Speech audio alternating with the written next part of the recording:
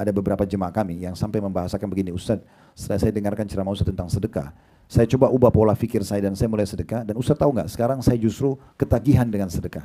Karena setiap kali saya keluarkan, saya ikuti dengan keyakinan Allah akan menggantikan betul-betul. Nabi SAW bersabda waktu itu masih di perang Tabuk, karena waktu itu banyak butuh bekal minum, air. Dan waktu itu subhanallah waktu mau perang Tabuk karena musim kemarau, peceklik, banyak sumur yang kering. Ada satu sumur orang Yahudi, itu sumurnya banyak airnya.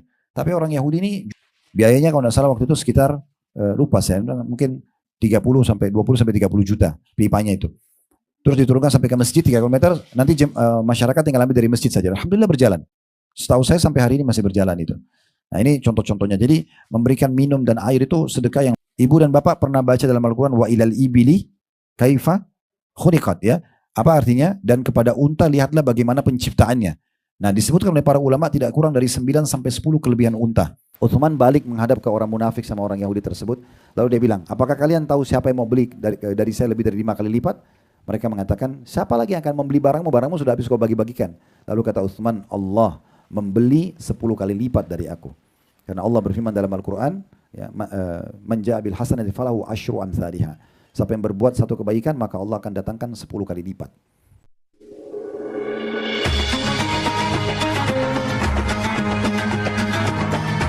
Yang subscribe, semoga hidup kaya raya, mati masuk surga. Riwayat yang lain masih tentang sedekah Utsman bin Affan, Bapak Ibu sekalian rahimakumullah, adalah riwayat Ibnu Umar radhiyallahu anhu di halaman 35, ya.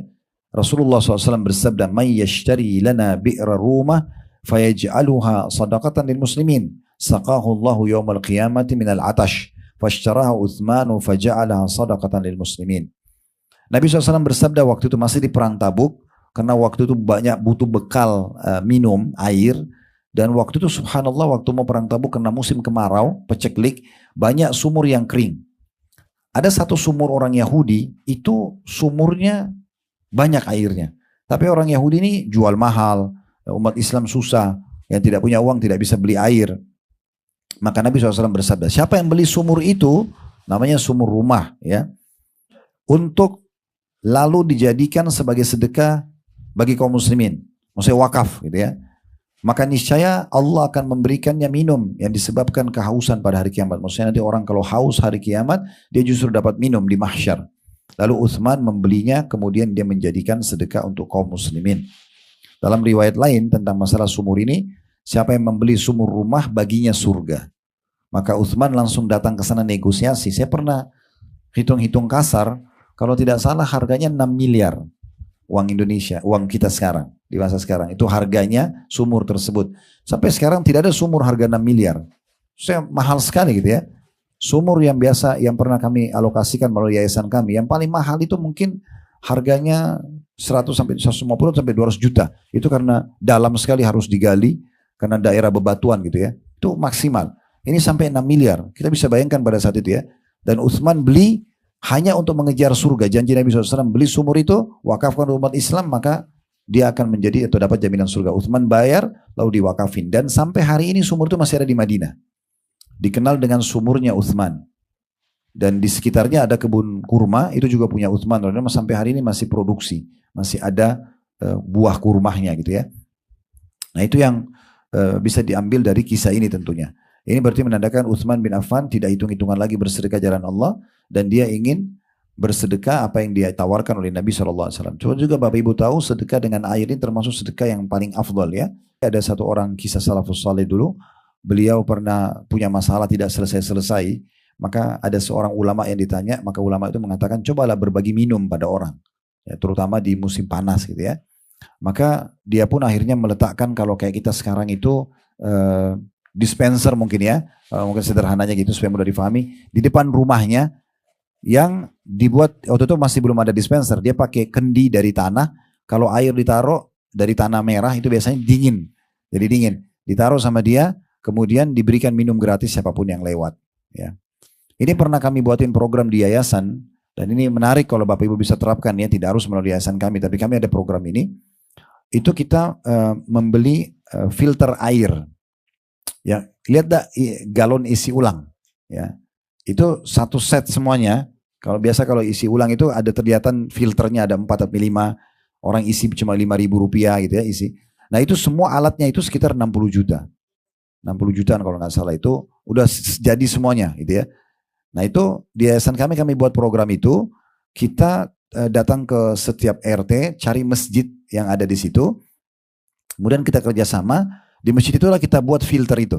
Sehingga masyarakat di sekitar boleh ambil air gratis. Itu kan layak minum, apalagi kalau cuma sekedar dipakai untuk kebutuhan mandi dan segala macam gitu ya. Karena dia air tanah dikelola langsung dengan filternya jadi layak minum. Sehingga itu manfaatnya besar sekali. Itu bisa dikeroyokin, bisa juga individu yang melakukan gitu ya. Ini manfaatnya besar. Ini manfaatnya sangat besar. Nah intinya sebenarnya sih makin banyak kita sering berbagi air makin bagus gitu ya. Makanya kalau lagi haji biasanya kalau Bapak Ibu ikutin di Uhud Tour kami buatin program. Di umroh pun sama ya. Tapi kalau haji itu karena kita di kemah di Mina. Itu pada saat pulang dari jumrah pasti saya akan ajak jemaah. Kami ada insya Allah di medsos kami sudah kami angkat program itu, bisa dilihat. Kita mampir ke kios-kios yang ada di sekitar jumrah itu. Saya biasa blog, saya langsung datang ke pemiliknya. Ada berapa banyak minuman ada di sini? Misal dia bilang ada 1.000 botol air atau 5.000 botol air. Saya blog semuanya ya. Saya sama jemaah mau beli, ini nggak ada yang bayar lagi. Kita bagi cuma-cuma. Nah, alhamdulillah saya ajak semua jemaah Uhud, ayo. Alhamdulillah jumlahnya juga ratusan orang, hampir 200 orang. Ayo semuanya Bapak Ibu ikut, berapa saja terserah. Mau 5 real, 10 real, 100 real terserah. Dan alhamdulillah banyak ikut sampai ribuan real. Terus kita beli, terus dibagi-bagiin ke jemaah yang lewat. Dari mana saja, dari negara mana saja. Tinggal kita bilang sabilillah, biasanya mereka langsung ambil. Ya. Nah biasanya kalau Bapak Ibu haji, itu pakai travel plus ya. Maksudnya yang VIP, biasanya kita kan cuma di tenda, kita nggak keluar ya. Nah, tapi kalau satu waktu haji, kalau Bapak Ibu ada waktu di Arafah atau di Mina, coba keluar dari tenda. Nggak usah jauh-jauh. Mungkin keluar 100 meter lah maksimal dari tenda, 50-100 meter, jalan aja. Keluar nanti kembali lagi. Pasti Bapak Ibu akan temukan banyak sekali kontainer di jalan itu bagi-bagi minuman gratis. Nah itu biasanya yayasan-yayasan sosial yang ada di Mekah, itu mereka bukan jualan sih di sini ya, tapi mereka tawarin kegiatan itu. Kita bisa bayar. Kita datang ke yayasannya, saya mau 1 kontainer air di Arafah misalnya.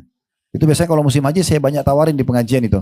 Bapak Ibu siapa yang mau ikut silakan, pembagian air di Arafah, pembagian air di Mina gitu ya. Itu biasanya tinggal tergantung, kita bisa 1 kontainer. Kemarin tahun lalu kalau nggak salah kita sampai 5-6 kontainer itu. Dari gabungan uang-uang jemaah.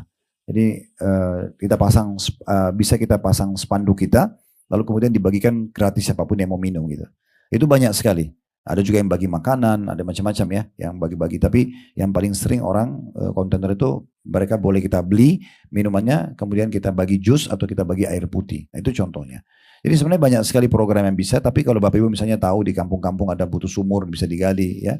Pernah kami di Sulawesi Tenggara itu ada satu perkampungan, ada 100 atau 200 kakak muslim. Saya lupa karena ini kisah mungkin 15 tahun yang lalu. Kemudian sekretaris yayasan kami di sana pergi di kampung itu, ternyata itu semuanya muslim, kakak itu. Dan mereka kalau mau ambil air, mereka harus naik gunung 3 kilometer. Naik ke atas. Jauh sekali. Mereka jalan 3 kilometer.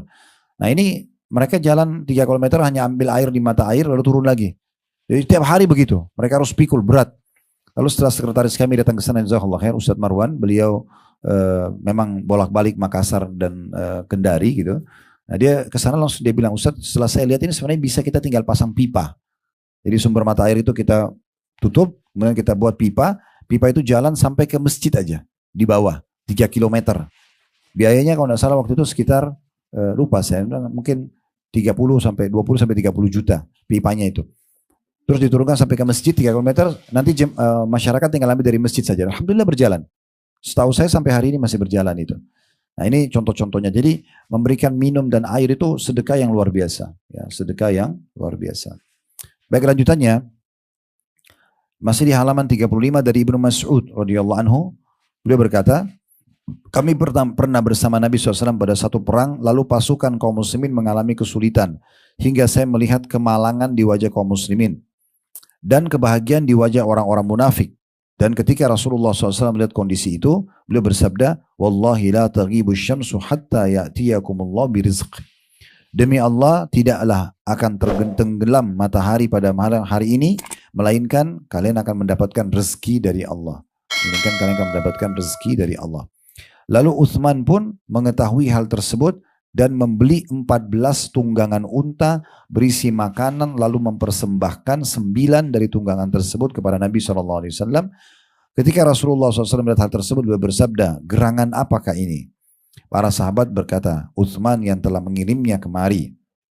Lalu terlihatlah kebahagiaan di wajah Rasulullah SAW dan kemalangan di wajah kaum munafik. Lalu saya melihat Rasulullah SAW mengangkat kedua tangannya hingga terlihat putihnya kedua ketiak beliau. Lalu mendoakan Utsman dengan suatu doa yang belum pernah saya dengar. Beliau berdoa untuk seseorang sebelumnya dan setelahnya dengan doa tersebut.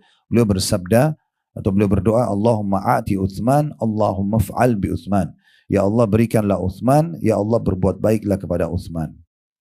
Riwayat yang panjang tadi ini menceritakan bahwasanya seorang sahabat yang mulia, Abdullah bin Mas'ud bercerita, satu waktu kami pernah berperang, ya.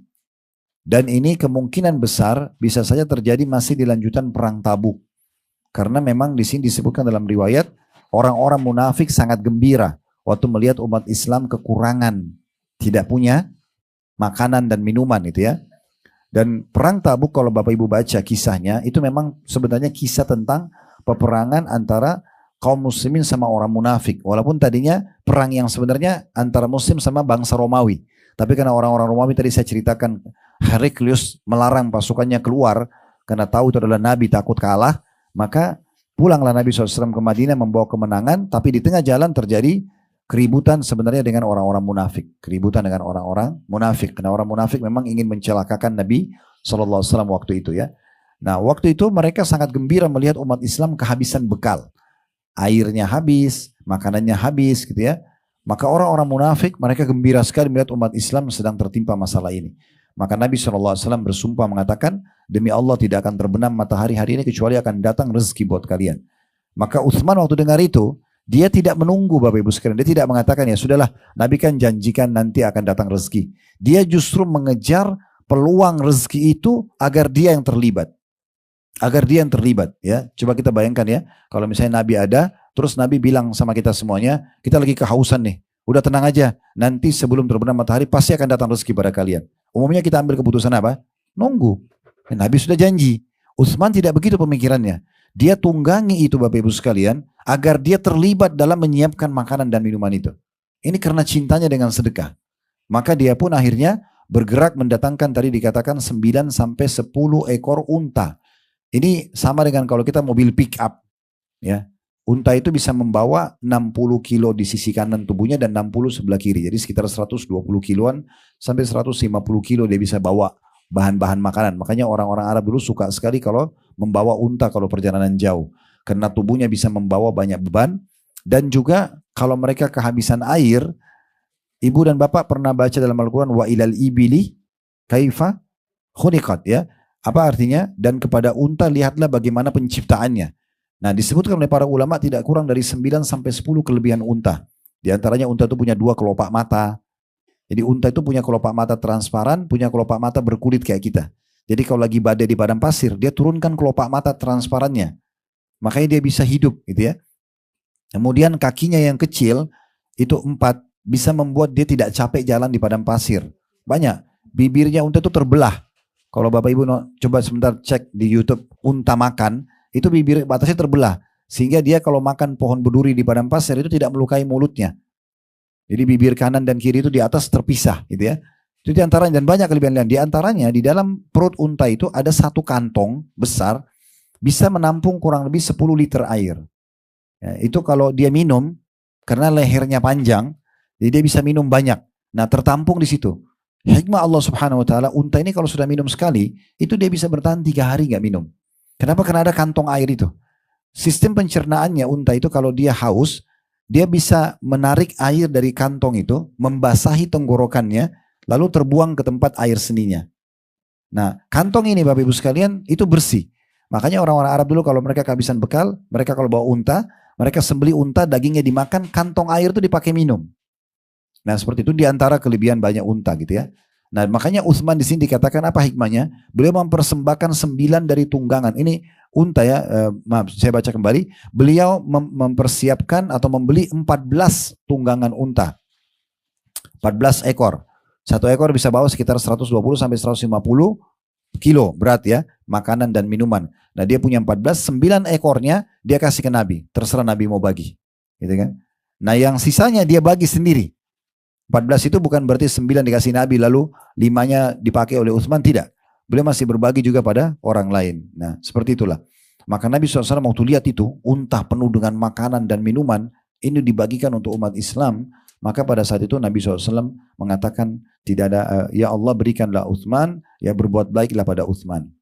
Dalam riwayat lain, pernah dikatakan Bapak Ibu sekalian di kota Madinah, orang-orang Yahudi di pasar sama orang munafik sengaja mereka membeli semua produk kebutuhan. Dan ini memang seperti sudah menjadi sebuah keadaan ya, sampai hari ini juga begitu. Yang menguasai pasar biasanya orang-orang non-muslim ya, yang pedagang-pedagang besarnya. Nah, di Madinah pernah begitu. Di Madinah pernah begitu. Nah, pada saat mereka menguasai pasar Bapak Ibu sekalian, dibeli semua produk. Semua produk, sehingga semua pedagang yang mau masuk Madinah, di pintu gerbang Madinah ditahan lalu dibeli semua sama orang munafik, sama orang Yahudi. Mereka menawarkan ya untuk beli dengan harga yang mahal gitu ya. Ya intinya orang-orang Yahudi sama orang munafik di Madinah, mereka membeli semua produk di pasar sampai habis, lalu mereka tahan di toko mereka. Beberapa hari kebutuhan pokok tidak ada, akhirnya jadi naik harganya. Nah yang jadi konsumen umat Islam. Jadi akhirnya orang-orang Islam di Madinah waktu itu Bapak Ibu sekalian kehabisan bekal. Dan tidak bisa beli karena harganya mahal.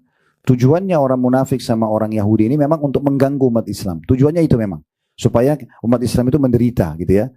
Maka yang terjadi dalam sebuah riwayat disebutkan Utsman bin Affan memiliki sekitar 100, kalau tidak salah 100 atau sampai 1000 ekor unta.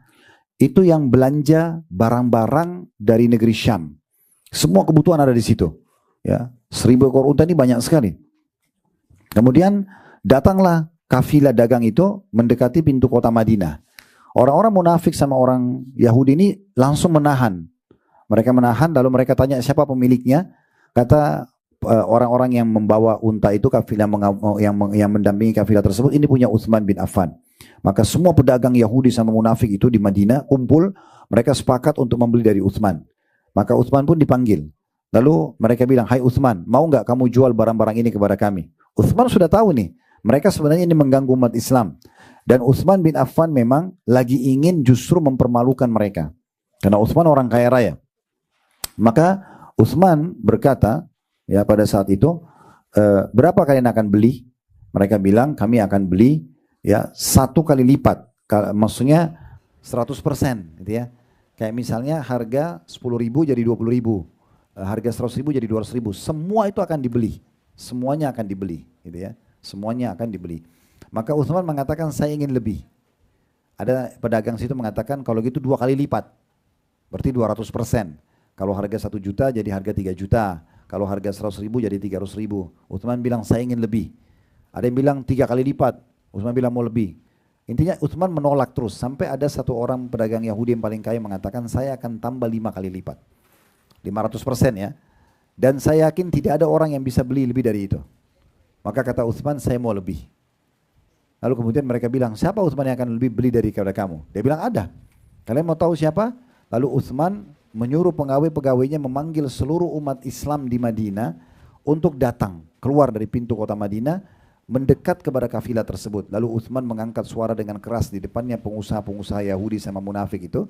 Hai kaum muslimin, saksikanlah semua unta dan barang ini wakaf buat kalian. Ambil semaunya. Semuanya disedekahkan. Ini kalau dibagi untuk pasar Madinah bisa semua pedagang dapat dan memenuhi toko mereka. Tapi Utsman justru bagi cuma-cuma, dibagi cuma-cuma. Setelah habis semuanya, Utsman balik menghadap ke orang munafik sama orang Yahudi tersebut. Lalu dia bilang, apakah kalian tahu siapa yang mau beli dari saya lebih dari 5 kali lipat? Mereka mengatakan, siapa lagi yang akan membeli barangmu? Barangmu sudah habis kau bagi-bagikan. Lalu kata Utsman, Allah membeli 10 kali lipat dari aku. Karena Allah berfirman dalam Al-Quran, ya, man ja'a bil hasanati falahu asyru amsalihha. Siapa yang berbuat satu kebaikan, maka Allah akan datangkan 10 kali lipat. Jadi memang hatinya sudah terpenuhi dengan keimanan dan keyakinan kepada Allah Subhanahu wa taala, maka dia pun melakukan perbuatan tersebut. Ini sekelumit tentang kisah ya dari Utsman radhiyallahu anhu, cukup banyak infak-infak yang dia keluarkan. Dan insya Allah Bapak Ibu kalau kembali ke YouTube kami, di playlist YouTube-nya itu Di Khalid Basma Official, klik logonya, cari playlist YouTube, cari kisah tentang Uthman, ada.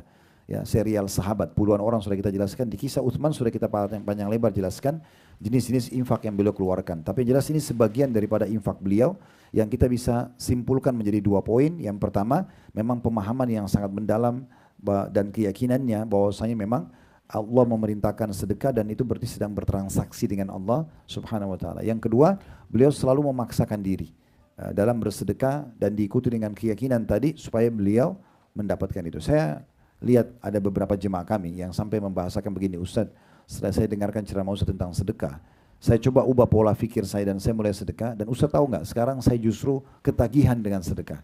Karena setiap kali saya keluarkan, saya ikuti dengan keyakinan Allah akan menggantikan, betul-betul datang berlipat-lipat ganda. Bahkan tidak membutuhkan waktu yang lama untuk itu. Nah ini memang berarti butuh pondasi pemahaman yang benar. Nah seperti itulah kurang lebih gambaran tentang masalah bab ini tentunya ya.